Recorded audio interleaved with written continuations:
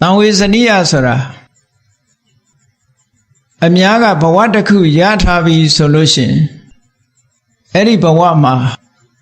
ပျော်ရွှင်မှုတွေနဲ့မိမိတို့လက်ရှိရထားတဲ့ဘဝလေးမှာရှင်းနှံ့ပြီးတော့ဘဝကိုဆွန့်လွတ်ရမှာကြောက်ပြီးတော့နေကြတယ်ဒါဘဝတဏှာလို့ဆိုတဲ့ဘဝပေါ်မှာသာဝရရှင်သန်နေတာကိုလိုလားကြသည့်အတွက်ကြောင့်ဘဝတဏှာမကင်းသေးတဲ့ပုဂ္ဂိုလ်တွေဟာဘဝပေါ်မှာတွေ့တာမှုရှိနေကြတယ်ဘဝဆိုတာခိုင်မြဲတာမဟုတ်ဘူးသင်္ခါရသဘောတရားအရာဖြစ်ချိန်တန်တုန်းကဖြစ်လာပြီးပြည့်ချိန်တန်တော့ပြတ်သွားမှာဆိုတဲ့သဘာဝတရားတွေကိုမစင်စားမိတဲ့အခါစိတ်ဟာအာယုန်တွေထဲမှာပဲပြောနေတယ်အဲ့ဒါတွေကိုစဉ်းစားမိလိုက်တာနဲ့တပြိုင်နက်စိတ်ထဲမှာဘာဖြစ်လာတော့ဆိုထိတ်လန့်သွားတယ်တုန်လှုပ်သွားတယ်လောကလူတွေမှာဖြစ်တတ်ပါတယ်ဘသူဖြင့်ကွယ်လွန်သွားပြီဘသူဖြင့်အိဋ္ဌာရောက်သွားပြီဆိုရင်ထိတ်လန့်သွားကြတယ်တုန်လှုပ်သွားကြတယ်အဲ့ဒီသဘောလေးဟာတံဝေကဆိုတဲ့အဓိပ္ပာယ်ကတရဏီနဲ့ပြောမယ်ဆိုရင်တံဝေကဆိုတဲ့စကားလုံးလေးကအခြေခံတဲ့စကားလုံးကဝိဇီဆိုတဲ့တန်ရှင်းရှိတဲ့ဝိဇီဓာတ်ကတန်ရှင်းရှိတဲ့ဝိဇီဆိုတဲ့ပါဠိစကားလုံးကိုအဓိပ္ပာယ်ဖွင့်တဲ့အခါမှာဝိဇီဘယဆလနေတုကြောက်ခြင်းတုန်လှုပ်ခြင်းနဲ့တံဝေကရဲ့အဓိပ္ပာယ်ကကြောက်တယ်တုန်လှုပ်သွားတယ်တမန်ကာမဂုဏ်အာယုန်တွေမှာပြောနေတဲ့အချိန်မှာရှင်းနေကြရှင်းစရာမကောင်းတဲ့အချက်ကလေးတွေးလိုက်တံဝေကဖြစ်ဖွယ်ရအချက်ကလေးတွေးလိုက်တဲ့အခါစိတ်ထဲမှာတုန်လှုပ်ပြီးတော့ထိတ်လန့်သွားတာမျိုးလေအဲ့ဒါမျိုးလေးဟာတံဝေကလို့ခေါ်ပါတယ်ပုရုဇဉ်တွေမှာတော့ဒီတံဝေကလေးကတခဏလေးလောက်ပဲဖြစ်ပြီးတော့တော်ကြတော့ပြန်ငြိမ်းသွားတယ်ပျော်မြဲပြောနေကြပြန်တာပြန်ပြီးတော့ရည်မြဲရည်ပြုံးမြဲပြုံးဖြစ်သွားတယ်ပထမလေးတော့ထိတ်လန့်တုန်လှုပ်သွားတာမျိုးလေးဖြစ်သွားအဲ့ဒီထိတ်လန့်တုန်လှုပ်မှုဆိုတာသူတော်ကောင်းတွေကြတော့ပြင်းပြင်းထန်ထန်ဖြစ်တယ်ပုရုဇဉ်တွေကြတော့ခပ်ပျော့ပျော့လေးဖြစ်တာဆိုအရှိန်သိမ့်မကောင်းတော့အဝိဇ္ဇာတို့တဏှာတို့ဆိုတဲ့အတွေ့အတာတရားတွေကပြန်ပြီးတော့ဖုံးလွှမ်းသွားတဲ့အခါရှိတဲ့တံဝေကလေးဟာပျောက်ထွက်သွားပြန်ဒါကြောင့်မို့တံဝေကဖြစ်เสียကျုံလာပြီဆိုလို့ရှိရင်တံဝေကများများဖြစ်အောင်ဆင်ញင်နှလုံးသွင်းပေးဖို့လိုအပ်တယ်အဲ့ဒါမှမိမိတို့စိတ်ထဲမှာတံဝေကစွမ်းအားတွေတက်လာတံဝေကစွမ်းအားတွေတက်လာတဲ့အခါမှာဘဝကိုညှင်းငွေတယ်ဆိုတာဖြစ်လာဘဝကြီးဆိုတာဒီလိုပဲမွေးလာလိုက်အိုလိုက်နာလိုက်သေသွားလိုက်နောက်ထပ်ပြန်မွေးလာလိုက်အိုလိုက်နာလိုက်သေလိုက်မဆုံးနိုင်တော့ဘူးဘယ်တော့မှမဆုံးဘဝကြီးကိုတွေ့တာနေသမျှဒီ process ကြီးကဘယ်တော့မှမလွတ်တော့ဘူးလို့ဖြစ်အိုနာသည်ဒါကြီးကိုပဲမငြင်းငွေနိုင်ကြဘူးမငြင်းငွေနိုင်တာဘာကြောင့်လို့ဆိုရင်ခုနကဘဝတဏှာလေးအဝိဇ္ဇာလေးကဖုံးပေးတဲ့အခါမှာအမြင်ကလေးစောင်းသွားတယ်ဘဝတဏှာလေးကတွေ့တာလိုက်တယ်အဝိဇ္ဇာကနေပြီးတော့အမှန်မသိအောင်လှုပ်ပေးထားလိုက်ဘဝတဏှာတွေ့တာလိုက်တယ်ကိုယ့်ဟာကိုယ်ရှင်းနှံ့ပြီးတော့ဘဝထဲမှာ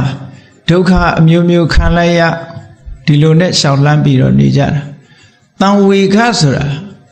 အမတန်မှဖြစ်ခဲ့တယ်ဒါကြောင့်မို့လို့မြတ်စွာဘုရားကတံဝေကဖြစ်မှုနဲ့ပတ်သက်ပြီးတော့တရားနှစ်ပုဒ်ကိုဟောထားတာလေးရှိတယ်စကားလုံးလေးနှလုံးအဲ့ဒါလေးကိုမှတ်ထားဖို့ဒီနေ့နံပါတ်1စကားလုံးကဘာတော့ဆိုတံဝေစနိယေတုဌာနေတုတံဝေခောတဲ့တံဝေစနိယေတုဌာနေတုထိတ်လန့်တုန်လှုပ်เสียအကြောင်းတရားတွေပေါ်လာတဲ့အခါမှာတံဝေခောသင်္ခါရတရားတွေဘဝတွေရဲ့အပေါ်မှာထိတ်လန့်တုန်လှုပ်မှုဆိုတာဖြစ်ရမယ်တဲ့ဒါနံပါတ်1 ထိတ်လန့်တုန်လှုပ်เสียအကြောင်းတွေနဲ့ဆုံးလာလို့ရှိရင်ထိတ်လန့်တုန်လှုပ်မှုဖြစ်ရမယ်မဖြစ်သေးဘူးဆိုလို့ရှိရင်တို့တွေဟာနိဗ္ဗာန်နဲ့အတော်ဝေးနေသေးတယ်လို့ပြောတန်တရားထဲမှာပျော်တဲ့စိတ်တွေကအလွန်များလွန်အားကြီးနေတယ်အဝိဇ္ဇာရဲ့ဖုံးထားမှုတဏှာရဲ့တွေ့တာမှုတွေကအလွန်အားကောင်းနေသည့်အတွက်ကြောင့်လူတွေဟာမျက်ရည်လေးမှမချောက်ခင်ပြန်ပြီးတော့ရည်နိုင်တဲ့အနေအထားမျိုးပြန်ဖြစ်တယ်နော်မျက်ရည်တောင်မချောက်သေးဘူးပြန်ပြီးတော့တဟဲဟဲနဲ့ရည်လာအဲ့တော့တန်ဝေကတရားဆိုတာလည်းပဲစက္ကန့်ပိုင်းလေးလောက်ပြင်ဖြစ်ပြီးတော့နောက်ထပ်ပျောက်သွားပြန်ဘဝတဏရဲ့လှည့်စားမှုတွေအောက်မှာအပြုံးမပြတ်ပြန်ဖြစ်သွားနောက်တစ်ခါတွေးလိုက်ပြန်ထိတ်ခနဲ့ဖြစ်သွားပြန်ပြီးတော့အပြုံးမပြတ်နေလိုက်ပြန်တယ်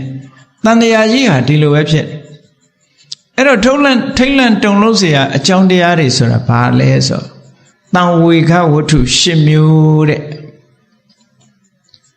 တန်ဝေကဝတ္ထု၈မျိုးဆိုတာစာထဲပါလို့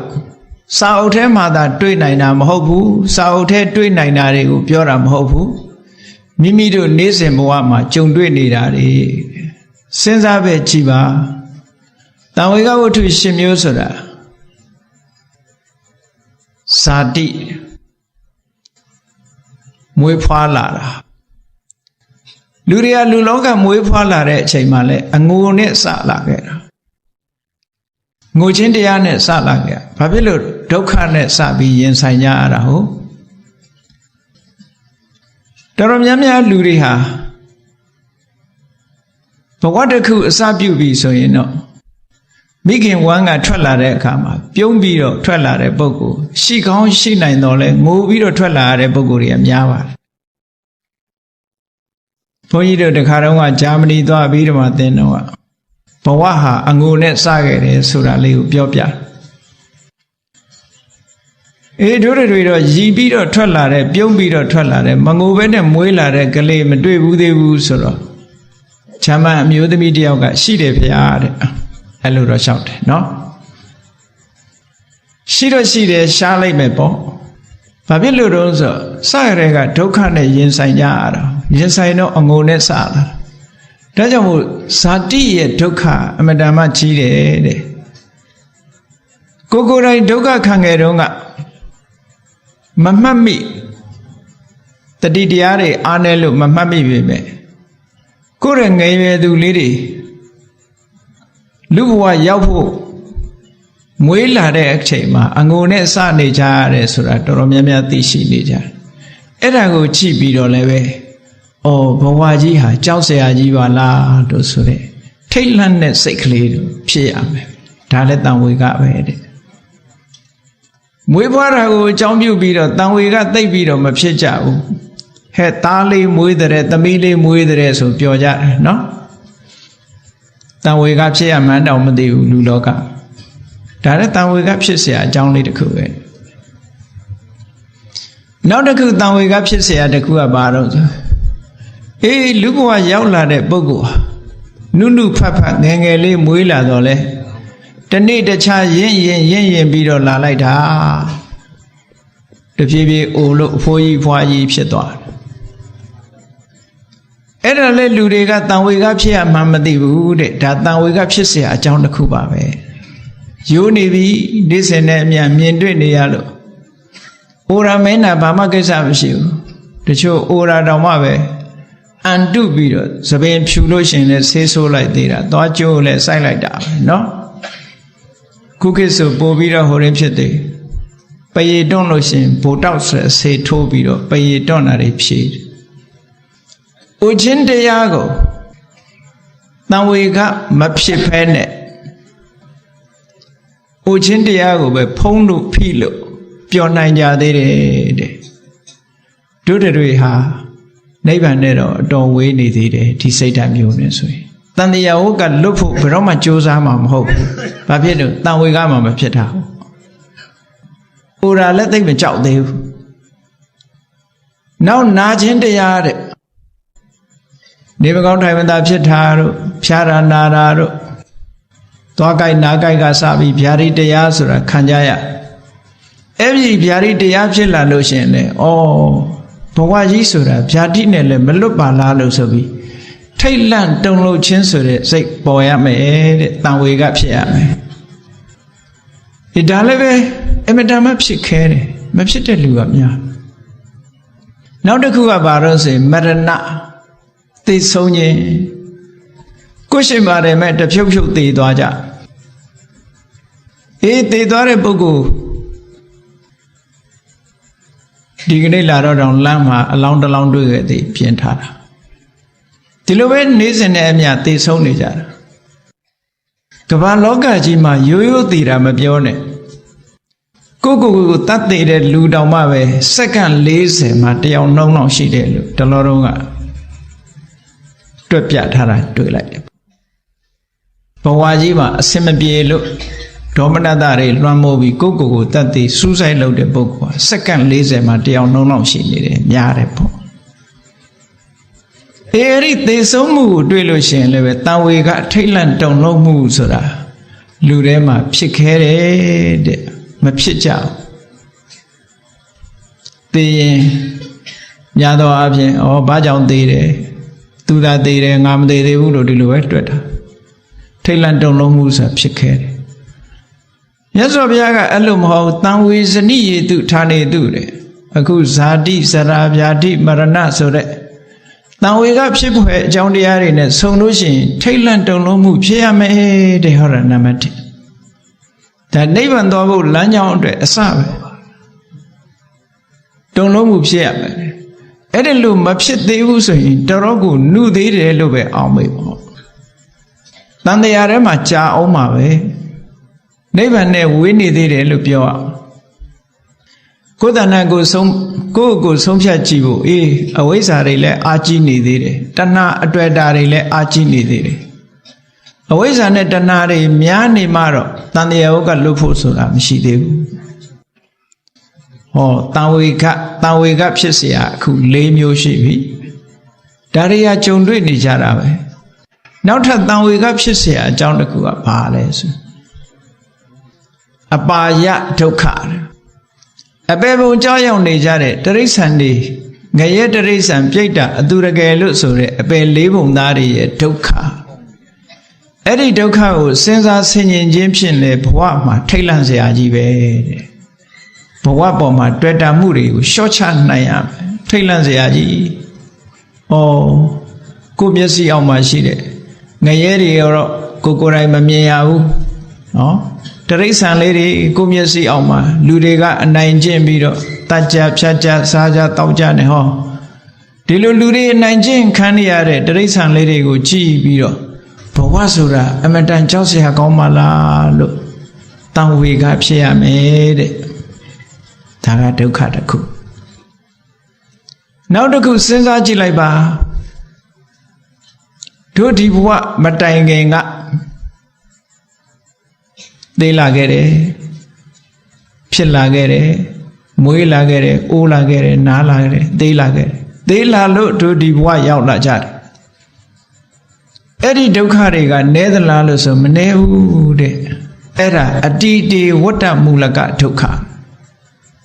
အတိတ်ကိုပြန်ပြီးတော့မျှော်ကြည့်လိုက်လို့ရှင်လဲဒုက္ခတွေများလိုက်တာ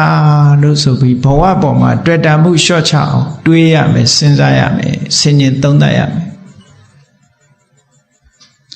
နောက်တစ်ခုကဘာလဲဆိုရင်အနာဂတေဝတ္တမူလကဒုက္ခတန်တရားကြီးထဲမှာတို့မပြေဆုံးသေးဘူးဆိုရင်ဒီဘဝတည်သွားရင်နောက်တစ်ဘဝလာအောင်ပါပဲနောက်တစ်ဘဝမှာလည်းပဲဒီပုံစံပဲမွေးလာမယ်အိုးမယ်နားမယ်သေခြင်းဖြင့်အဆုံးသတ်မယ်ဒီတိုင်းပဲလာမယ်ဆိုတော့အခုဘဝဒုက္ခရောက်တယ်လို့ပဲနောက်ဘဝလည်းဒုက္ခတွေရောက်အောင်မှာပဲလို့တွေးကြည့်လိုက်လို့ရှိရင်ဘဝထိတ်လန့်စရာကြီးပဲ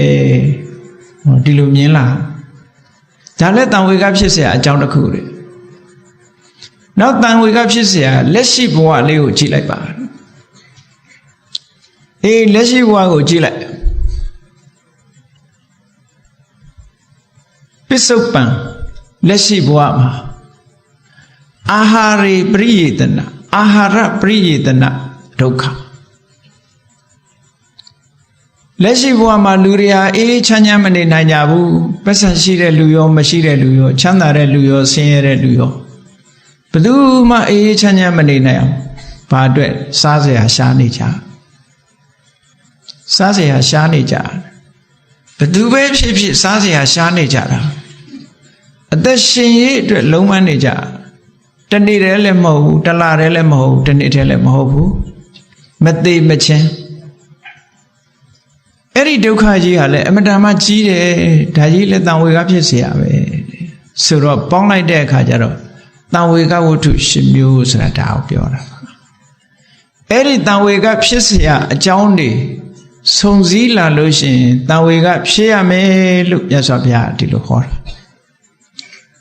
တံဝေဇနိယေတုဌာနေတုတံဝေကောတံဝေဇနိယေတုဌာနေတုတံဝေကဖြစ်เสียအကြောင်းတို့နဲ့တိုက်ဆိုင်လာတဲ့အခါမှာတံဝေကောစိတ်ထဲကထုတ်လို့ထိတ်လန့်တုန်လှုပ်လာခြင်းလို့ဆိုတဲ့တံဝေကတရားသည်ဟောတိစင်စစ်မသွေဖြစ်ရပါပေဒါလူတိုင်းမှာဖြစ်တဲ့ဟာတစ်ခုတဲ့ကဲဒါဖြင့်တံဝေကတော့ဖြစ်ပါရဲ့ဘာလို့อ่ะအဲ့ဒီအဆင့်ကြတော့လူတိုင်းမရောက်တော့အခုလောကလူတွေဟာဒုက္ခဒုက္ခလေးကြုံလိုက်ရင်တော့စိတ်ထဲမှာစိတ်ပြည့်ငြင်းငွေပြီးတော့ထိတ်လန့်သွားတဲ့စိတ်ကလေးတော့ဖြစ်ကြခုနဘသူဖြစ်ကွယ်လွန်နေဆရောက်သွားပြီစိတ်ထဲမှာထိတ်ခနဲ့ဖြစ်သွားသို့တော့အဲ့ဒီထိတ်လန့်တုန်လှုပ်မှုကအရှိန်အမတန်သေးတော့မိဘွားလေးလိုပဲလွင့်ပြီးငြိမ်းသွားတာမပေါ်လာတော့မပူနိုင်ဘူးမလောင်နိုင်ဘူးတန်ဝေကတရားလေးအစွမ်းမထက်ပြင်းပြင်းထန်ထန်ဖြစ်လာဖို့လိုအပ်တယ်တန်ဝေကကြည့်လေတာမန်ပုဂ္ဂိုလ်တွေနဲ့မခထေဝါလို့လည်းခေါ်တယ်နေမီမင်းလို့လည်းခေါ်တယ်ဖះလောင်းတန်ဝေကဖြစ်ပုံလေးကိုနည်းနည်းကြည့်မဂဒေဝမင်းကြီးအမတန်မှအသက်ရှည်တဲ့ခေတ်ကာလမှာလူဖြစ်တယ်အေးနှစ်ပေါင်းများစွာဘဝမှာအတွေ့အတာနဲ့အပျော်တွေနဲ့အမတန်မှပျော်ရွှင်ပြီးတော့နေတဲ့မဂဒေဝမင်းကြီးဟာစဉ်းစားဉာဏ်ရှိတော့သူစဉ်းစားတယ်ငါတစ်သက်လုံးဒီလိုပြောနေမလားငါရဲ့ခန္ဓာကိုယ်ဟာလည်းတစ်သက်လုံးဒီလိုပဲနုပြိုနေမှာလားလို့ဆိုတော့ကိုယ်ရှိကသွားတဲ့ပုံကိုယ်တွေကိုကြည့်ပြီးအေးတစ်သက်လုံးတော့ပျော်ရမှာမဟုတ်ဘူးတစ်သက်လုံးလည်းနုပြိုနေမှာမဟုတ်ဘူးဘာလို့ဆိုကိုယ်ရှိကအမေတွေအဖေတွေအဖိုးတွေဖွားတွေကြည့်ရင်သိတာသူတို့သွားတဲ့လမ်းကြောင်းငါလျှောက်လမ်းရမှာပဲဘလောက်ပဲအသက်ရှင်နေဒီနေ့ဒီခရီးရောက်လာမှာပဲဒီမှတ်တိုင်ကိုကြော်လို့မရဘူးသူကောင်းကိုမုတ်စိတ်တို့ဘာလို့ပြုပြင်ပေးတဲ့စတ္တာတိကိုမှားထားတယ်အေးငါတွေ့ဘူးတယ်ငါအဖေတွေအဖိုးတွေဖွားတွေငကိုယ်တော့ကသပင်ဟာပဒုံးရောင်စံကေတာဆိုပြီးတော့နှက်ပြီးတော့အယောင်တောက်အသက်ရွယ်ကြီးလာတဲ့အခါကျတော့သပင်တွေကဖြူကုန်ငါလည်းပဲအဲ့ဒီလိုငါကောင်းပေါ်မှာသပင်ဖြူလာလိုက်အဲ့ဒီသပင်ဖြူကလေးများတပင်လောက်တွေ့ရင်ငါပြောပါကွာမှားထားတာနော်အေးမင်းသပင်ဖြူလေးတစ်ခုတွေ့အောင်ရှာနိုင်ပြီဆိုရင်ငါဆုချမယ်လို့ပြောတော့ဘယင်ရဲ့ခေါင်းကိုဖီးပေးတိုင်းဆံပင်ကိုပြုပြင်ပေးတိုင်းသပင်ဖြူများတွေ့လေမလားလို့နှစ်ပေါင်းမြောက်များစွာရှာကြတယ်မတွေ့သေးဘူးနှစ်ပေါင်းမြောက်များစွာကြာတဲ့အခါကျတော့သပင်ဖြူလေးတစ်ပင်တွေ့ကြည့်စတ္တတိကတော့ဆုရမှာမို့ဘဂဒေဝမင်းကြီးကောင်းကသပင်လေးအဖြူပင်လေးတစ်ချောင်းတွေ့တော့ဝမ်းသာလိုက်တာသူကပျော်သွားတာပြောနေတာလူဆိုတာကိုယ်အတွေ့နဲ့ကိုယ်နော်သပင်ဖြူလေးတော့တွေ့ပြီဆိုပြီးတော့ရွှေညက်ကလေးနဲ့ရွှေမွှေးညက်ကလေးနဲ့အဲ့ဒီသပင်ဖြူလေးကိုရအောင်နှုတ်လိုက်နှုတ်ပြီးတော့အရှင်မင်းတရားရဲ့ခေါင်းမှာသပင်ဖြူလေးတစ်ခုတွေ့နေပါပြီဆိုပြီးတော့ဘုရင်ကြီးကလက်ဖွားလေးဖြန့်ခံလိုက်တဲ့အခါမှာအဲ့ဒီလက်ဖွားပေါ်မှာရွှေမွှေးညက်ကလေးနဲ့နှုတ်ထားတဲ့သပင်ဖြူကလေးတစ်ချောင်းပဲတွေ့သေးတာနော်အဲ့ဒီသပင်ဖြူကလေးတစ်ချောင်းကိုလက်ဖွားပေါ်မှာတင်ပေးလိုက် Magadewa Menia, Nagama, Zavenbu later chown Dwevi, so like Tane, Eda Lego Miembiro. Now we got Satega, Thailand, don't know that, Plauti on Piedonse, Treaty di Jar, Trigu Piandora. Now Zavenbu later chown Dweda, Tripian. Chow Yon, don't know Bido, Thailand, like that, now we got Sati Piedida, or Bawajia. Natawara Nubio Nimen Lieutenant G. Nazavan and Naga Pudavi Nesobiro. Now we got Shelida, the Golon Treaty Piano. Plauti on piano solution, what had a woha? Yeso Wogun, you are the law. Yeso Wogun, Yelide Kama, Yedi Trato the Lube. Eddie, what had a woha? Chubidogo, near you are law on Treaty Piano. Imedama Pientane than we got say Lubiora. Dignity kid of baby and labor, no? Cheap a trap. So if you the charm of your net, the Gallon few lemon trap proof. Babilo, than we got say got Amadan Nera ho. Than we got say Nere, so Bajan Nele, so Konaga. Away Zaga, Mamadi on Pombe Tare, Pawadanaga, Dreda on Sesson Tare. Ida Yamolo, Biobi Chinani, now we have his had a tribute menu, now we got some Shifu, Dilupia. Era that we got some Shia me, Shi in the Sendamian to Avilupio. The Satan Muha. When you pay a me, Satan Mulo Core. Tailor Nesura. Oh, the Sage out the Lu Chowdeha, you. Hope. But was you, Chow? Think Hara de Aribo, Malana. We Mlojano Dibuai. Olai Nala de Light Dibuaying am Loro. Mlojano, so a city chilla. Chilla Lu Chowla, why you Chowla? And Lu Chow Yon Lade, don't look Lade, Sikua, don't look Lade, Sitam you chilla, then we got. A dinner and say the abubido. Don't look Chow Chad, say, eh? Now we got Shibuya, John de Ariga Nevido, Swaka, low like the Dredger. Duros and Duromiati, as say Temasoli. Daia Loa, John Shelumiano. Chile, Bodo in Papude, Boravada when they allow Bodo and did. Nameji Liva Dulu, daughter Desra Allo did. That down we got it. Nameji Liva Rega, she told Martida. Do not do the Mialaitane, Pia Laha. This say a Cholumiano. Cholu Mayala, say Tema don't load. Now we are Nale Nayam, Nale the Yaume, so they say, Psalomia. Psalmia the Dredger, Dajia look on Shame. Dajia looked at the Madrid on Shame, so be daughter be Shagar Hali. Oh, Pientan than we got that. Now we got Sega, Mapientan Musi. The second of Pia, yea, be Toyin Dime Pian. Pio me pio. To the weapon pit. A commie, then we got Pilavi saying, now set a lower met Lodakua barrows. Then we cut that Yoni Dobranan. Then we got that, then we got Pipi de Pokuma Yoni Dobrana Mankande Nilan Juba Atomushia made. Era Dakua, a yechi. Then we got up Shibaye. Capio, then we got Lipsidi Dredger. Truth now we got it, don't aga Machidi Dredger. Now set a lower met, now the cool, lower met, lower, lodo, Josaro. Here lounger, then we got pitted. Do not do the me and beer, then we got it pitted. Say him up Chalumia. Mayadi Dredger, Malo, Johnny Dobadana. Mangane Nilane, Ujana, and the Jenkin at the Yaon Shames, loaded.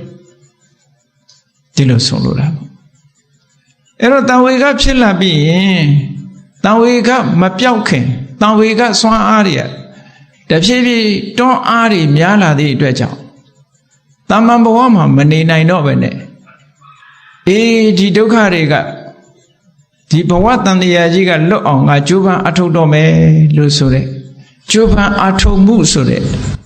Sabi lower me logo loaded. Oh, yes of Yaga, Dilutian Napoku hotter. Never Yabuya de Hori. Namadiga, then we got Chisia Join, then we got Pipa. Then we got Pipi Lucian, Niman Laman Josa Atoba, oh, Dinaku. ကောင်းပြီအခုဘုန်းကြီးတို့တွေတာဝေကဖြစ်เสียနဲ့ကျုံလာတဲ့အခါနိမန်လမ်းမှဘာအထောက်ကြမလဲဘာလုပ်ကြမလဲတာဝေကစိတ်တွေဖြစ်လာကြပြီတို့ရဲ့ယေရှုရှင်တို့ပေါ်မှာဆုံးမဩဝါဒပေးပြီးကောင်းရကောင်းကြောင်းညွှန်ကြားနေတဲ့ယေရှုရှင်ဆရာတော်ဘုရားကြီးပြန်တော်မူသွားတယ်တန်ဝေကစိတ်တွေပွားလာဘဝဆိုတာအမတန်ကြီးမြတ်တဲ့ပုဂ္ဂိုလ်တွေကိုလည်းချွင်းချက်မထားပါလားဘဝဆိုတာဒီလိုဒုက္ခတွေနဲ့ရင်ဆိုင်ရတာပါလားလို့တန်ဝေကစိတ်လေးဖြစ်အဲ့ဒီဖြစ်ပေါ်လာတဲ့တန်ဝေကစိတ်ကလေးကိုဘယ်ထိအောင်တည်သွားရမလဲလို့ဆိုလို့ရှိရင်မြတ်စွာဘုရားဟောထားတယ်မရဏတတိဘာဝနာလို့ခေါ်တယ်သိခြင်းတရားပေါ်မှာမေ့မထားတဲ့ဘာဝနာတရားကိုအထောက်အောင်လူတွေမှာတရားအထောက်ရမယ်လို့ဆိုလိုက်တာနဲ့တရားရိပ်တာတွေကိုသွားပြီးတော့မြင်မနေနဲ့တရားအထုတ်တယ်ဆိုတာဘယ်နေရာမှာဆိုအထုတ်လို့ရကိုယ်အိမ်မှာလည်းအထုတ်လို့ရတယ်သွားရင်လာရင်လည်းအထုတ်ရတယ်နော်တရားအထုတ်ရမယ်ဆိုတာနဲ့မျက်စိထဲမှာကမ္မထမ်းထိုင်နေတာတွေကြီးပဲသွားမမြင်နဲ့မရဏတတိဘာဝနာပွားများအထုတ်ရမယ်မြတ်စွာဘုရားလက်ထက်တော်ခါကာလတုန်းကအာလဝီပြည်ဖရာကြွတဲ့အချိန်မှာမရဏတတိကမ္မထမ်းကိုဟောခဲ့တယ်။ဘာလဲသိခြင်းတရားဟာမြဲတယ်အသက်ဆိုတာမမြဲဘူးလူတွေရဲ့အသက်ဟာ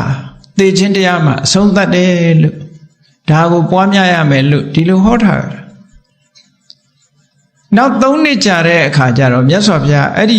တိုင်းပြည်ကိုပြန်ကြွလာအဲ့3နှစ်ပြန်ကြွလာတဲ့အခါမှာတရားနာပရိသတ်တွေထောင်တောင်းချီတဲ့ပရိသတ်တွေမြတ်စွာဘုရားကမရဏတတိဘာဝနာကမ္မထအာထုတ်ဖို့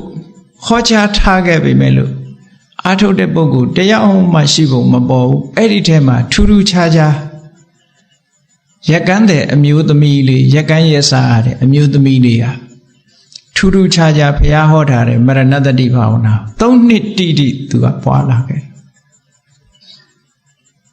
အားလုံးလည်းကြားဖို့ကြလိမ့်မယ်ရက်ကန်းတဲ့သမီးလေး3နှစ်တိတိသူကသိခြင်းတရားနဲ့ပတ်သက်ပြီးတော့ဘဝခရီးမှာရှောက်လန်းရပုံဘဝရဲ့အခက်အခဲတွေဒုက္ခရောက်ပုံတွေတန်ဝေကဖြစ်เสียရတယ်သူစိတ်ထဲမှာတွေးပြီးသိခြင်းတရားကိုမမေ့တဲ့စိတ်ဓာတ်သူတဏ္ဍာမှာပွားများအထုတ်ဖခင်က3နှစ်ကြာလို့ပြန်ပြီးတော့တရားဟောမလို့လာတဲ့အခါကျတော့အဲ့ဒီအမျိုးသမီးလေးတယောက်ပဲမရဏတတိပွားတာကျန်တဲ့ပရိသတ်ကြီးတယောက်မှမပွားဘူးမျိုးသမီးလေးကလည်းတရားပွဲကိုအဲ့ဒီနေ့ကရုတ်တရက်ရောက်မလာဘူးနောက်ကျပြီးမှရောက်လာတယ်ဘုရားကတရားမဟောဘဲနဲ့စောင့်နေတယ်ဟောအမျိုးသမီးလေးရောက်လာတော့ဘုရားကအမူအရာပြတာနဲ့အမျိုးသမီးလေးကဘုရားအနီးထီအောင်အလယ်လမ်းကျောကနေဝင်လာတာရက်ကန်းယုံသွားမလို့လာတာဘုရားတရားဟောတယ်ဆိုလို့သူဝင်လာခဲ့တယ်အဲ့ဒီမှာမြတ်စွာဘုရားက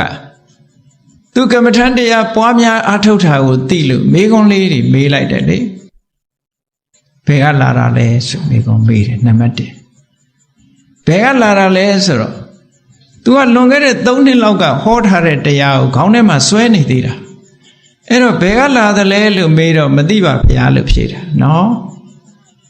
ဘယ်ကလာလဲမသိပါဗျာဆိုဟိုတရားမထုတ်တဲ့လူတွေကဟဲ့ဒီကောင်မလေးဘာတွေလျှောက်ပြောတော့အိမ်ကလာတာသိရတဲ့နဲ့ဘယ်ကလာတော့မသိပါဗျာဖြေရမလားပေါ့မဟုတ်ဘူး तू ကတော့ဓမ္မမေခွန်းဆိုတော့ तू ဖြေတာကမှန်တယ်လေမြတ်စွာဘုရားမေးလူတာကဘယ်ဘဝကလာတာတုံးလို့မေးလိုက်တာ तू ကသိခြင်းတရားကိုခုနကတန်ဝေကဖြစ်เสียတွေကိုတွေးပြီးတော့ပွားများအထုတ်ထားတဲ့ပုဂ္ဂိုလ်ဆိုတော့မင်းဘယ်ကလာတာတုံးဆိုတာဘယ်ဘဝကလာတာတုံးလို့မေးလို့ရင်းဆိုတာဘုရားအာဘော်သိတော့တပည့်တော်မသိပါဘုရားလို့ရှောက်တယ်ဘယ်သွားမလို့တုံးဆိုတော့လေမသိပါဘုရားပဲရှောက်တယ်အေးဘေးကလူတွေကဟာဒီကလေးမှဘုရားနဲ့ဘာတွေပြောနေမှမသိဘူးရက်ကန်းယုံသွားမှသိရတဲ့နဲ့မသိပါဘုရားရှောက်နောက်မြတ်စွာဘုရားကသိရလားလို့မသိဘူးလားလို့မေးလိုက်တယ် တတိယမေကွန်ကြတော့မသိဘူးလားဆိုတော့သိပါတယ်ဗျာသိရလားလို့ဆိုမသိပါဗျာသူဖြေတာတွေကတာမန်ပုဂ္ဂိုလ်တယောက်အနေနဲ့စဉ်းစားကြည့်မယ်ဆိုရင်ဖះနဲ့ရည်စရာပြောနေတယ်လို့ဖြေအဖြေမျိုးဖြစ်နေတယ်သို့သောသူကမရဏတတိဘာဝနာကိုအထောက်ထားတဲ့ပုဂ္ဂိုလ်ဆိုတော့ဖះရဲ့အာဘော်မိအောင်ဖြေတယ်ဘယ်ကလာတော့လို့မေးတာပဲဘဝကလာတာတော့ဆိုတော့ तू မသိလို့မသိပါဖះဖြေတယ်အဖြေမှန်မယ်ဘယ်သွားမလို့လဲဆိုတာဘယ်ဘဝသွားမလို့လဲလို့မေးတော့တပည့်တော်မသိပါဗျာဟောဖြေတာမသိဘူးလားလို့မေးတာနင်သိရမှာမသိဘူးလားလို့မေးတော့သိပါတယ်ဗျာလို့ဖြေတာဒါဖြင့်သိရလားလို့ဆိုတာဘယ်ရက်ဘယ်နေ့ဘယ်အချိန်သိမယ်ဆိုတာသိရလားလို့မေးတာဖြစ်လို့မသိပါဗျာလို့ဖြေတာတဲ့ဟောသူ့အဖြေနဲ့အများကတွေးတဲ့အဖြေကတလန်းစီဖြစ်တယ်ဘာဖြစ်လို့ကမ္မထာအထုတ်ထားတဲ့ပုဂ္ဂိုလ်နဲ့အမထုတ်တဲ့ပုဂ္ဂိုလ်ဟာအမတန်ကွာခြားတယ်အသိဉာဏ်ချင်းကွာခြားသွားပြီပေါ့အကြည့်အဲ့တုန်းကမြတ်စွာဘုရားကမရဏတတိဘာဝနာကိုဟောထားတယ်ဒါကြောင့်မို့တံဝိကတ္တသယောနိသောပရဏတံဝေကဖြစ်လာလို့ရှိရင်လောက်ရမယ့်အလောက်ကဘာတော့မရဏတတိဘာဝနာပွားရမယ်တဲ့ဒါဒီတံဝေကစွမ်းအားလေးတွေတည်သွားပြီးတော့မရဏတတိဘာဝနာပွားတဲ့မရဏတတိဘာဝနာပွားတဲ့အခါမှာနီလမှန်မှန်ကန်ကန်ပွားဖို့လိုအပ်တယ်နီလမှန်မှန်ကန်ကန်ဆိုတာဘယ်လိုပွားမလဲမှားမှားရင်ပွားလို့ရှိရင်မရဏတတိဘာဝနာမဖြစ်ဘူးတဲ့ကြည်အစွန်းလေးမျိုးကိုရှောင်ရမယ်မရဏတတိဘာဝနာပွားတချို့ကတော့ဟာသေတာတွေမစင်စားကြမှာဘူးလို့တော်တော်များများဗမာပြည်မှာအယူဆတော်တော်များများလေဆေးကနေသွားပြီးတော့ medical check up လုပ်အောင်မှကြောက်တယ်။ဘာဖြစ်လို့လဲဆိုဘာယောဂရှိတယ်ညာယောဂရှိတယ်အဖြေထုတ်လိုက်မှကြောက်တယ်။မသိချင်ဘူးဒါလေးကို။သိရင်စိတ်ဆင်းရဲတယ်လေ။ဘာဖြစ်လို့လဲဆိုတော့စိတ်ဆင်းရဲเสียပဲတွေးတတ်တယ်။တရားကိုမတွေးတတ်လို့ပေါ့။တရားကိုတွေးတတ်လို့ရှိရင်တော့ကြောက်เสียမရှိဘူးပေါ့။အဲ့တော့တရားကိုတွေးတတ်အောင်ကြိုးစားဖို့လိုတယ်။ကောင်းပြီ။မရဏတတိပွားတော့မယ်ဆိုလို့ရှိရင်အစွန်း၄ချက်ကိုရှောင်အောင်အစွန်း၄ချက်ကဘာလို့ဆိုရင်သေတယ်ဆိုတာအလုံးရဲ့အသေးကိုပွားရမယ်။ဒီနေ့ကျတော့ဒီလူတွေအနှစ်တရာကြော်လို့ရှိရင်တယောက်မှရှိမှာမဟုတ်ဘူး။သေခြင်းတရားအနှစ်တရာဟိုဘက်ဆိုရင်တယောက်မှရှိမှာမဟုတ်တော့ဘူး။ခုမျက်မြင်ပစ္စုပန်ဘဝမှာရှိနေကြတဲ့အသက်အရွယ်လာစားရှိနေကြတဲ့ပုဂ္ဂိုလ်တွေဟာအနှစ်တရာဟိုဘက်သို့မဟုတ်အနှစ်တစ်ထောင်ဟိုဘက်ဘယ်သူမှမရှိကြတော့ဘူးပေါ့ဆိုတဲ့သိချင်းတရားကိုစဉ်းစားတွေးရမယ်အဲ့ဒီလိုတွေးတဲ့အခါမှာပုဂ္ဂိုလ်တူတယောက်ရဲ့သိဆုံးမှုကိုစဉ်းစားမိလိုက်မယ်အဲ့ဒီပုဂ္ဂိုလ်ဆိုတာနှစ်မျိုးရှိနိုင်တယ်ကိုခင်မင်တဲ့ပုဂ္ဂိုလ်ကိုမုန်းတဲ့ပုဂ္ဂိုလ်ချစ်တဲ့ပုဂ္ဂိုလ်နဲ့မုန်းတဲ့ပုဂ္ဂိုလ်ဆိုတာနှစ်ခုဖြစ်လာတယ်ကိုချစ်ခင်တဲ့ပုဂ္ဂိုလ်ရဲ့သေဆုံးမှုကိုသွားတွေးမိလို့ရှိရင်ဘာဖြစ်တတ်တုံးဆိုမရဏတတိမဖြစ်ဘဲနဲ့တောကဖြစ်လာပူလာတယ်စိတ်ထဲမှာပူလာဆိုပါစို့ကိုအမေကိုအဖေကိုညီကိုမောင်နှမကိုရင်းချတဲ့ပုဂ္ဂိုလ်တွေကိုနဲ့ခင်မင်ရင်းနှီးတဲ့ပုဂ္ဂိုလ်တွေရဲ့သေဆုံးမှုဆိုတဲ့မရဏတတိထားမိလိုက်တဲ့အချိန်မှာတောကဝင်လာအဲ့ဒါဘာဝနာမဟုတ်ဘူးတဲ့အစွန်းတစ်ဖက်ရောက်သွားပြီပေါ့အဲ့ဒါလည်းမဖြစ်စေရဘူးတဲ့နောက်ကိုနဲ့မတည့်တဲ့လူဆိုတာလူတွေထဲမှာရှိတယ်ကိုမုန်းတဲ့လူဆိုတာရှိတယ်ကိုမုန်းတဲ့လူရဲ့သေဆုံးမှုကိုသွားပြီးတော့တတိထားလိုက်တဲ့အခါဘာဖြစ်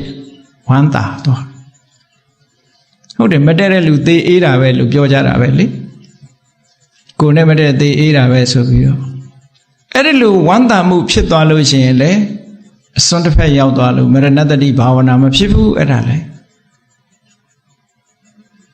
နောက်ဆုံးကိုနဲ့တဲ့တာလည်းမဟုတ်ဘူးတဲ့လည်းမတဲ့ဘူးမုန်းတဲ့လူလည်းမဟုတ်ဘူးချစ်တဲ့လူလည်းမဟုတ်ဘူးကိုနဲ့မသိတဲ့လူတယောက်ရဲ့သေဆုံးမှုကိုတွေးလိုက်တဲ့အခါကျတော့ဘာဖြစ်တုံးဆိုတန်ဝေခါမဖြစ်ဘူးတဲ့ကြည့်လေကိုမသိတဲ့လူတွေအတုဝလမ်းချသွားတာတွေတွေ့နေကြတာပဲနာရေးကြော်ညာတွေဖတ်ကိုမသိတဲ့လူတွေတွေ့နေတာဘာဖြစ် အဲ့ဒါလို့မဖြစ်လို့ရှိရင်လည်းမရဏတတိဘာဝနာမဖြစ်ဘူးတဲ့နော်ပုဂ္ဂိုလ်လိုက်ကဲနောက်ကြလို့ရှိရင်မိမိကိုယ်တိုင်ရဲ့သေဆုံးမှုကိုတွားပြီးတော့စဉ်းစားမိလို့ရှိရင်ဘာဖြစ်တော့ဆိုရင်ကြောက်လာတယ်ကိုယ်တရားမှာကြောက်လာတယ်ကြည်ကိုခင်တဲ့လူကြတော့တောကဖြစ်တယ်ကိုမုန်းတဲ့လူကြတော့ဝမ်းသာတယ်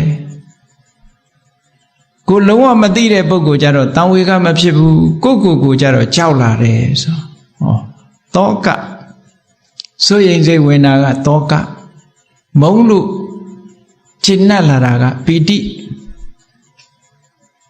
တန်ဝေကမဖြစ်တာရဲ့ကြောက်တာရဲ့ဒါတွေကမရဏတတိဘာဝနာမဖြစ်เสียအကြောင်းတွေကြီးပဲတဲ့ဒီအစွန်းလေးဘက်ကိုရှောင်ပြီးတော့မရဏတတိဘာဝနာပွားတဲ့အခါမှာတတိလည်းဖြစ်စေရမယ်နော်ထိတ်လန့်တုန်လှုပ်မှုဆိုတဲ့တန်ဝေကလည်းဖြစ်ရမယ်အသိဉာဏ်လည်းဖြစ်ရမယ်အဲ့ဒီသုံးခုဖြစ်မှတတိရဲ့တန်ဝေကရဲ့ပညာရဲ့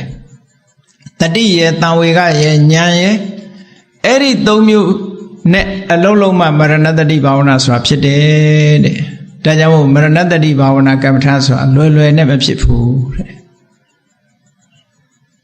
ဘသူသေးတာကိုပဲကြည့်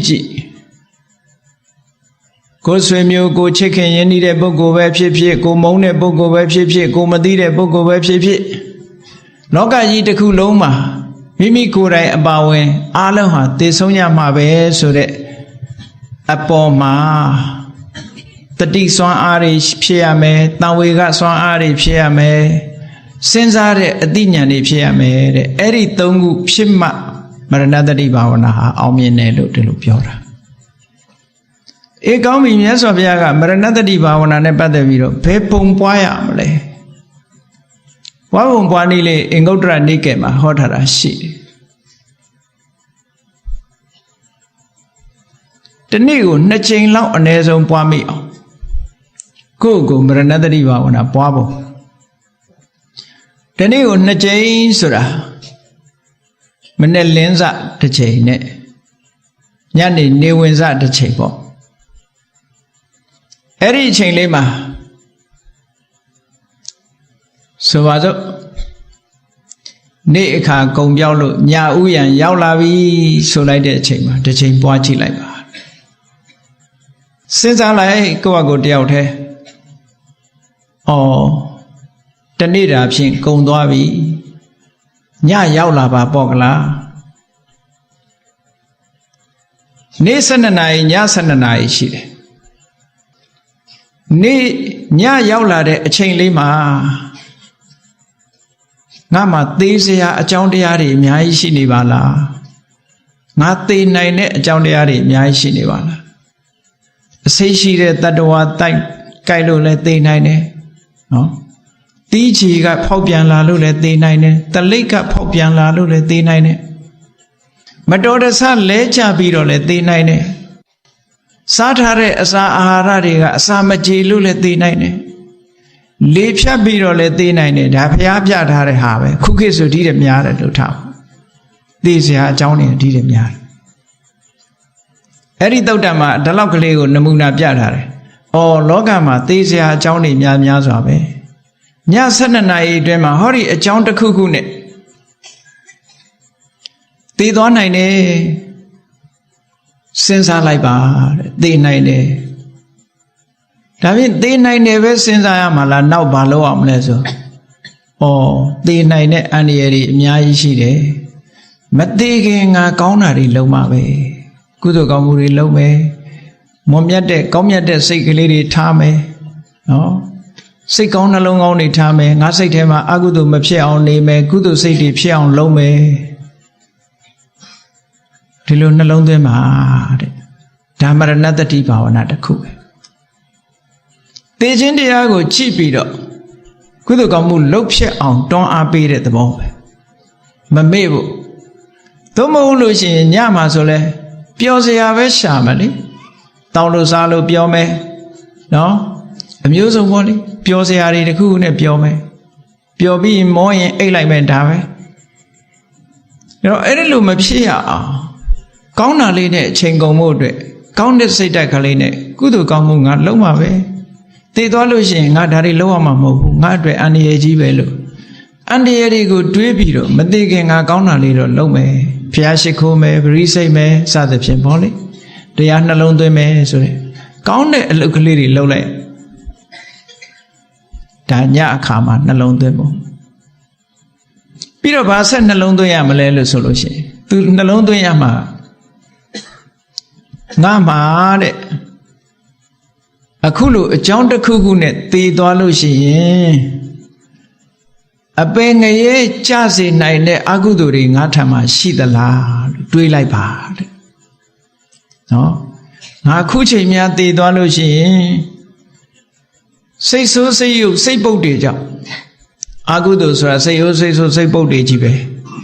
လောဘတွေဒေါသတွေမောဟတွေမာနတွေအိတ်တာတွေမစ္စရိယတွေအဲ့ဒီဆိုးညစ်တဲ့သဘာဝတရားတွေအကုသိုလ်တရားတွေငါတဏ္ဍာမှာရှိနေသလားအဲ့ဒီတရားတွေဟာငါ့ကိုအပယ်ကိုချပစ်မှာပဲငါသိသွားလို့ရှိရင်အဲ့ဒီတရားတွေကငါ့ကိုမကောင်းတဲ့ဘဝကိုပို့ဆောင်လိမ့်မယ်အဲ့ဒီတရားတွေငါတဏ္ဍာမှာရှိသလားလို့တွေးလိုက်တဲ့အခါကျတော့ဟာရှိတာပေါ့လို့အဖြေထွက်လိုက်မရှိရင်လည်းမရှိဘူးလို့ဖြေထွက်လိုက်မယ်နော်အေးရှိတာပေါ့လို့အဖြေထွက်ရင်ဘာလုပ်မလဲမြတ်စွာဘုရားမရဏတတိကနေဆက်ပြီးလုပ်ရမယ့်အလုပ်တွေနော်ရှိတာပေါ့လို့ဖြေထွက်လာလို့ရှိရင်ဘာလုပ်မလဲတဲ့အဲ့ဒီအကုသိုလ်တရားတွေကိုအမြန်ဆုံးဖယ်ရှားနိုင်အောင်ကြိုးစားပါဒါဖြင့်တပည့်တော်တို့ဘလောက်မြန်မြန်လုပ်ရမှာတော့ဆိုရင်အေးကိုဝတ်ထားတဲ့အဝတ်မီးလောင်နေမညှိမ့်နိုင်အောင်ကွာဒါကိုအရင်လုပ်လိုက်လို့ပြောတာခေါင်းမီးလောင်နေလည်းမညှိမ့်လိုက်နဲ့အောင်ညှိမ့်မနေနဲ့ဟောဒီအကုသိုလ်ပယ်ဖို့ရအရင်ကြိုးစားလိုက်တဲ့မြတ်စွာဘုရားပယ်ခြင်းတဲ့ဆန္ဒပယ်တဲ့လုံးလိုက်တတိတံပစေညဒီတရားတွေကိုထူထောင်လိုက်ပါတဲ့ဒီလိုကိုဟောထားတာပဲမြတ်စွာဘုရားအဲ့ဒါတွေအရင်လုံးလိုက်ပါတဲ့အကယ်၍များအဖြေကငါမှအဲ့ဒါလို့ဆိုးညစ်တဲ့အကုသိုလ်တရားတွေငါမှမရှိဘူးဆိုလို့ရှိရင်ကုသိုလ်တရားတွေသာငါမှရှိနေတယ်ဆိုရင်ဒါလေးနဲ့ပဲခြေနှက်တဲ့စိတ်ကလေးနဲ့တညတာကုန်လွန်စေပါတဲ့ဟောအဖြေက2မျိုးလာမှာဟုတ်ဒါကညာဥယံမှာဆင်ញင်နှလုံးသွင်းမှုရလေးတခုကောင်းပြီအိပ်ပျော်လို့မနဲ့မိုးတော့လို့တိတ်နိုးလာခဲ့ပြီအိယာကထပြီအိယာကထပြီမကြခင်နေမင်းကြီးထွက်တော့မယ်ဆိုရင်စဉ်းစားလိုက်အောင်နဲ့အေးတညတော့ကုံသွားပြီတော့အခုနေ့လည်းရောက်လာပြီနေ့အခါရောက်လာအရုံကျင်းလို့မိုးလင်းလာပြီအော်နေ့ပိုင်းမှာဆိုလို့ရှိရင်လည်းငါမှသေစရာအကြောင်းတွေအများကြီးရှိနေပါလားအစိတ်ရှိတဲ့တတ္တဝါတွေကြိုက်လို့လည်းသေနိုင်တယ်မတော်တဆလဲကြပြီးတော့လည်းသေနိုင်တယ်စားတဲ့အစာအာဟာရတွေစာမကြေလို့လည်းသေနိုင်တယ်ယောဂဝေဒနာကြောင့်လည်းသေနိုင်တယ်ခုခေတ်ဆိုပိုများတာပေါ့နှလုံးယောဂနဲ့ဟတ်တက်တို့ဘာတို့ညာတို့ကလည်းပေါ့သွေးထိုးတို့ဘာတို့နဲ့ဒီထဲမှာ accident ဆိုတာတွေကလည်းအများကြီးရှိသေးတယ်နော်အဲ့ဒါလို့သေစရာတွေအကြောင်းတွေအများကြီးအဲ့ဒါလို့တခုခုနဲ့သေနိုင်တယ်ကောင်းပြီတခုခုနဲ့များမတော်တဆငါသေဘေးနဲ့ကြုံသွားလို့ရှိရင်ငါ့ကိုအပယ်ပို့ပြစ်မဲ့အကုသိုလ်စိတ်တွေငါတဏ္ဍာမှာရှိနေသလားလို့တွေးလိုက်ပါတဲ့တွေးလိုက်လို့ရှိရင်အဖြေကရှိတယ်လို့အဖြေထွက်လာလို့ရှိရင်တဲ့အမြန်ဖယ်ရှားနိုင်မှုကြိုးစားအထောက်ပါစိတ်ဆန္ဒကိုကပြင်းပြင်းထန်ထန်ထားပြီးတော့ကြိုးပမ်းအထောက်မှုလုပ်ရမယ်တဲ့တတိကြီးစွာနဲ့ကြိုးစားအထောက်ရမယ်ဆင်ញဉဏ်ကြီးစွာနဲ့ကြိုးပမ်းအထောက်ရမယ်ဒါဖယ်ဖို့အရေးတကြီးလုပ်ပါခုနပြောတဲ့ဥပမာပဲခေါင်းမီးလောင်နေတောင်မငိမ့်နဲ့အောင်အဝတ်မီးလောင်နေတောင်မငိမ့်နဲ့အောင်အဲ့ဒါတွေကအရေးမပါဘူးတဘဝတခန္ဓာပဲဆုံးရှုံးမယ်အကုသိုလ်တရားရှိရင်တန်တရားပါဆုံးရှုံးမယ်ဒါကြောင့်မို့ဒါတွေမလုပ်နဲ့အောင်အရေးကြီးတာအရင်လုပ်လို့ဆိုဒီတိုင်းဆိုတော့ဘုန်းကြီးတို့တွေကအရေးမကြီးတာကိုအရေးကြီးနေကြတာအရေးကြီးတာကြတော့အရေးမကြီးဘူးဖြစ်နေကြတယ်ပေါ့နောက်အဖြေကဘာဖြစ်လာတော့ဆိုရင်အေးဒီလိုအကုသိုလ်တရားတွေအပယ်ဆွဲချမဲ့အကုသိုလ်တွေငါမှမရှိဘူးလို့အဖြေထွက်လာပြီဆိုတော့ဘာလုပ်လဲ စိတ်ထဲမှာကျဉ်နဲ့နှစ်သက်မှုလေးနဲ့အဲ့ဒီစိတ်ဓာတ်တွေဖြူစင်အောင်နေတဲ့ကုသိုလ်တရားတွေကိုယ်တဏ္ဍာမှာတိုးပွားလာအောင်ထားပါတဲ့ဟောတာကမရဏတတိတုတ်ဆိုပြီးတော့မြတ်စွာဘုရားဟောထားတာခွန်ကြီးတော့မြန်မာပြန်ပြီးတော့အချင်းချုပ်ပြောတာနော်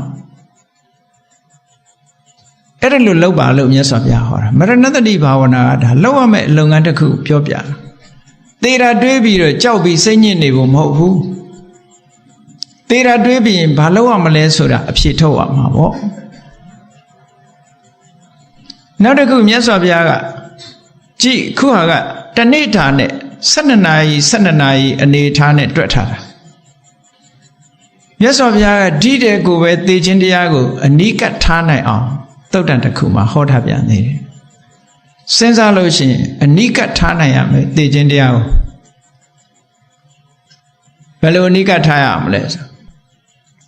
ငါဟာတရက်လောက်တနေ့တညအတွင်သေးနိုင်တယ်တနေ့တညလောက်အသက်ရှင်ရရင်ကိုအမတန်မှတန်ဖိုးရှိပြီငါအသက်အချိန်ရွေးသေးနိုင်တယ်တနေ့တညလောက်အသက်ရှင်ရလို့ရှိရင်တော့တကယ်တန်ဖိုးရှိတဲ့တရားတွေကိုငါကျင့်လိုက်ရမှာပဲ24နာရီနော်24နာရီလောက်ကလေးအသက်ရှင်လိုက်ရရင်ကောင်းတာတွေငါအများကြီးလုပ်နိုင်မှာပဲလို့ဒီလိုတွေးပါတဲ့မရဏတတိပါနောက်တစ်ခါတွေးရမယ့်အချက်တစ်ခုကဘာလို့ဆိုသေခြင်းတရားနဲ့ပတ်သက်24နာရီဆိုတာများလောအားကြီးတယ်နေ့12နာရီလေးလောက်အသက်ရှင်ရရင်တော်ပြီနေ့12နာရီလောက်အသက်ရှင်တဲ့အတွင်းမှာကောင်းတာတွေငါလုပ်နိုင်အောင်ကြိုးစားမှာပဲဒီလိုပြန်ပြီးတော့ခြုံကြည့်လိုက်တခါအဲ့ဒါကိုထပ်ပြီးတော့ခြုံတဲ့အခါကျတော့ဘာလို့ဆိုရင်ထမင်းတနတ်စားတဲ့အချိန်ဆိုတာတယောက်နဲ့တယောက်တော့မတူဘူးပေါ့နေအလုပ်သမားတွေကြတော့မြန်စားမြန်ထလောက်ရတာမျိုးလည်းရှိတယ်စိတ်နဲ့စားတဲ့လူကြတော့နိုင်ဝက်တနားကြာမှာပေါ့နော်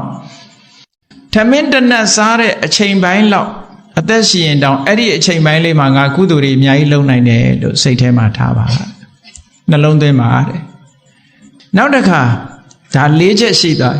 မြတ်စွာဘုရားကအဲ့ဒါလို့စဉ်းစားပြီးတော့မရဏတတိကမ္မထာကိုပွားတဲ့ပုဂ္ဂိုလ်တွေဟာတဲ့ထက်မြက်မရှိဘူးတဲ့မေးလျော့တဲ့ပုဂ္ဂိုလ်လို့ဘုရားယူဆတယ်လူအသက်ဆိုတာအချိန်မရွေးစက္ကန့်ပိုင်းအတွင်းမှာသိနိုင်တာဒါလောက်24နာရီ12နာရီထမင်းတနတ်စားတဲ့အချိန်တို့ဆိုတာအချိန်သိပ်ကြာလောင်းအားကြီးတယ်ပေါ့အဲ့တော့ထပ်ပြီးတော့ခြုံလိုက်တဲ့အခါကျတော့ဘာတော့ထမင်းကလေးတစ်လုတ်စားပြီးတော့မျိုးချတဲ့အတွင်းကလေးထမင်းကလေးတစ်လုတ်ကိုစားပြီးတော့မြေချတဲ့အတွင်းလေးဟာဘလောက်ကြာမှလဲနော်ထားပါတော့2မိနစ်လောက်ကြာအဲ့ဒီ2မိနစ်လောက်လေးကိုတန်ဖိုးရှိတဲ့ကုသိုလ်တရားတွေငါရအောင်ကြိုးစားမယ်လို့ဒီလိုတွေ့ပါတဲ့နောက်ဒီတဲ့တူလိုက်တဲ့အခါကျတော့ဘာတော့အသက်ကလေးကိုရှူလိုက်ပြီးတော့ရှိုက်ထုတ်လိုက်တဲ့အချိန်လေးရှိုက်ထုတ်ပြီးပြန်ပြီးတော့ရှူလိုက်တဲ့အချိန်လေးအသက်တရှူတရှိုက်ကလေးအတွင်းလောက်မှာငါကုသိုလ်ကောင်းမှုတွေအများကြီးဖြစ်အောင်လုပ်မယ်ငါအဲ့ဒီအတွင်းမှာသိနိုင်တယ်မသိခင်ကုသိုလ်ကောင်းမှုတွေလုပ်မယ်အဲ့ဒါလို့တွေးတဲ့ပုဂ္ဂိုလ်မှတကယ်ကိုမမေ့မလျော့မရဏတတိဘာဝနာကိုအားထုတ်တယ်အဲ့ဒီပုဂ္ဂိုလ်မျိုးကိုမှမြတ်စွာဘုရားကချီးမွမ်းတယ်လို့ဒီသုတ်တံမှာဒီလိုဟောတာဒါမရဏတတိဘာဝနာပွားပုံနဲ့ပတ်သက်ပြီးတော့အင်္ဂုတ္တရနိကေမှာမရဏတတိသုတ်ဆိုပြီးတော့နှစ်သုတ်ဟောထားတာရှိပါတယ်အဲ့ဒီနှစ်သုတ်မှာလာတဲ့အတိုင်းဒီလိုမရဏတတိဘာဝနာပွားတယ်ဆိုတာသိရမယ့်အချိန်လေးကိုစဉ်းစားပြီးတော့တန်ဖိုးရှိတာတွေကိုအရယူဖို့ပါပဲအဲ့ဒါလို့တန်ဖိုးရှိတာတွေကိုအရမယူဘူးဆိုလို့ရှိရင်ခေါနကတန်တရားဝကကျွတ်ဖို့ဆိုတာအမတန်မှခရင်သွားလိုက်မယ်လူဘဝရလာတဲ့ဘဝတန်ဖိုးဆိုတာလည်းမရှိပဲဖြစ်ပါလိမ့်မယ်ကုသိုလ်ကောင်းမှုကြောင့်ရလာတဲ့တန်ဖိုးရှိတဲ့ဘဝကြီးကိုအလဟတအချိန်ဖြုံးပစ်တာနဲ့ထူးထူးပဲဒါကြောင့်မို့မြတ်စွာဘုရားရဲ့ဒေသနာတော်နှမုတ်တံဝေဇနိယေတုဌာနေတုတံဝေကောထိတ်လန့်စရာကြုံလာလို့ရှိရင်စိတ်ထဲမှာတုန်လှုပ်ထိတ်လန့်မှုဖြစ်အောင်ကြိုးစားပါဖြစ်ပါစေတဲ့ထိတ်လန့်တုန်လှုပ်လာတဲ့အခါမှာလည်းပဲမှန်ကန်တဲ့နိလန်းနဲ့ကျိုးပန်းအထောက်မှုရှိပါစေ အဲ့ဒီနှစ်ခုမှမရှိလို့ရှိရင်တန်တရားထဲမှာလဲအောင်မှာပဲဘဝတဏဆိုတာကိုလည်းဖယ်ရှားနိုင်မှာမဟုတ်ဘူးဘဝတဏတွေ့တာအောင်ပိတ်ခါပေးတဲ့အဝိဇ္ဇာဆိုတဲ့တရားကိုလည်းဖယ်ရှားနိုင်မှာမဟုတ်ဘူးဒါကြောင့်မို့ဘုန်းကြီးတို့တွေဟာတန်ဝေကဖြစ်เสียကျုံလာတာခုမိမိတို့ရဲ့ကျေးဇူးရှင်ဆရာတော်ဘုရားကြီးရဲ့ဂုဏ်ကိုပူဇော်တဲ့အနေနဲ့ဆရာတော်ဘုရားကြီးဟာအေးငါ့ကိုပဲကြည့်ကြဘဝဆိုတာဒီလိုပဲအဆုံးသတ်ကြရတယ်မိမိမလျော့ရော့မနေကြနဲ့လို့ဆိုတဲ့အတိုင်းပဲမိမိတို့ကတန်ဝေကတရားဖြစ်ပွားပြီးတော့ကြိုးစားအထောက်ကြရမှာဖြစ်ပါတယ်အဲ့ဒါလို့ကြိုးပမ်းအထောက်မှုမဖြစ်သေးဘူးမရှိသေးဘူးဆိုလို့ရှိရင်တို့တွေဟာတန်တရားထဲမှာလဲနေကြအောင်မှာပဲလို့ကိုစီသဘောကျပြီးတော့ဒီကနေ့ညတန်ဝေဇနိယဓမ္မကထာတရားကိုနာပြီးတန်ဝေကတရားဖြစ်ပွားအောင်ကြိုးစားအထောက်နိုင်ကြပါစေကုန်သတည်း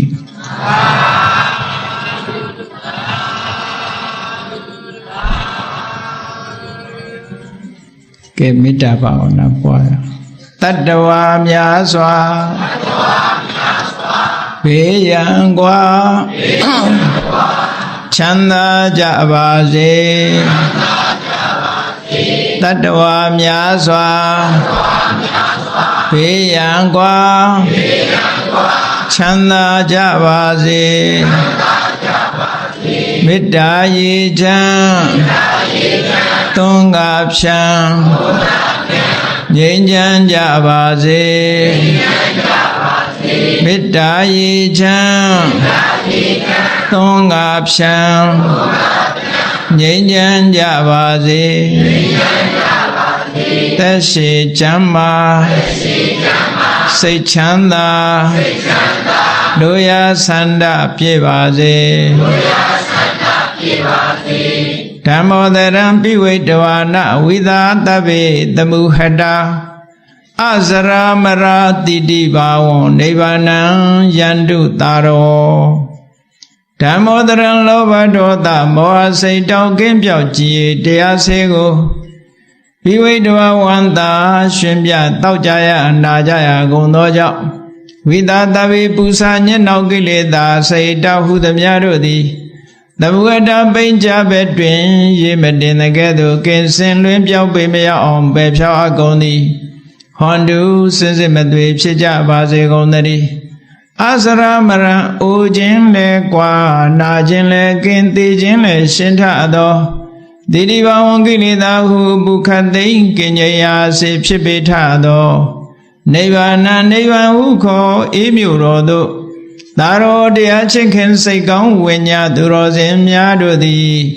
ယန္တုပါရမီအစဉ်စဉ်မြင့်နေမြင်၍မလင့်ပုံသေးဆက်ရောက်တော်မူကြပါစေကုန်သတည်း